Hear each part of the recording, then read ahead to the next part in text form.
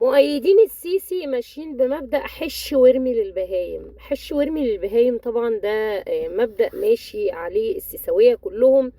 اي حاجة يقولها رئيس الجمهورية يبدأوا كلهم يتحزموا ويرقصوا وراه. قال لك طبعا افتتاح المتحف الكبير اللي هو بيفتتحوه بأموال قرض. يعني انتوا واخدين بالكم؟ يعني حتى المتحف مش مبني بفلوس مصرية. واحد. نمرة اتنين، القرض دوت هنقعد نسده زي حواس الحرامي الكبير اللي بيهرب معاهم آثار مصر من أيام حسني مبارك. هو نفسه قالك ملوش لازمة، لأن المليار و بوينت فور، يعني مليار و400 مليون، هم مش هيدخلهم المتحف دوت ولا حتى في 100 سنة.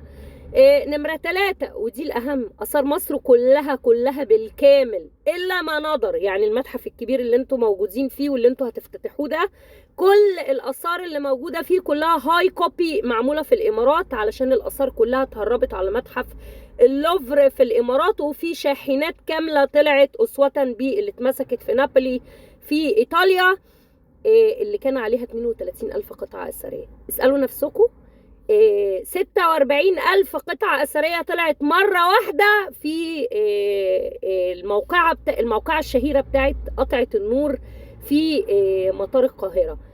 الآثار دي لما ظهرت في متحف اللوفر، هو ما طلعش قال لكم اللي بيفتتح المتحف الكبير خدها منين؟ وداها هناك بأي صيغة؟ أي ريسك أسسمنت اتعمل عليها؟ طلعت بعقد إيجار، عقد هبة، عقد صدقة، عقد نقطة.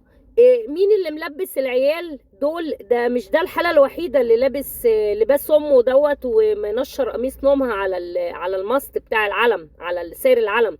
لا، ده العيال كلهم في كل المدارس لابسين لكم لبس فرعوني. مين اللي منقط في الفرح ده؟ عايزين نعرف مين اللي منقط ومين اللي معرق الناس ان هي تلبس اللبس ده. وما قلتوش ليه لشعبكم ان انتم مهربين اثار مصر كلها بره الا ما نظر؟ ده سايبين لكم جوه تماثيل تتعدى على صوابع الايدين الاتنين، يعني اقل من 10 تماثيل كده كبار قوي. فقال لك خلوهم الهبل دول يفرحوا بيهم، الباقي كله هاي كوبي. المومياوات كلها اللي موجوده فيك، كله طالع على الامارات، كله طالع على الامارات. انا مسؤول عن الكلام دوت على فكره، واي حد من الدوله المعرصه دي يطلع يواجهني. الاثار المصريه اتهربت على متحف اللوفر في الامارات وعلى ايطاليا وعلى كل اوروبا، وبتتباع لرصفه في كل الغرب. ازاي طلعت؟ ازاي؟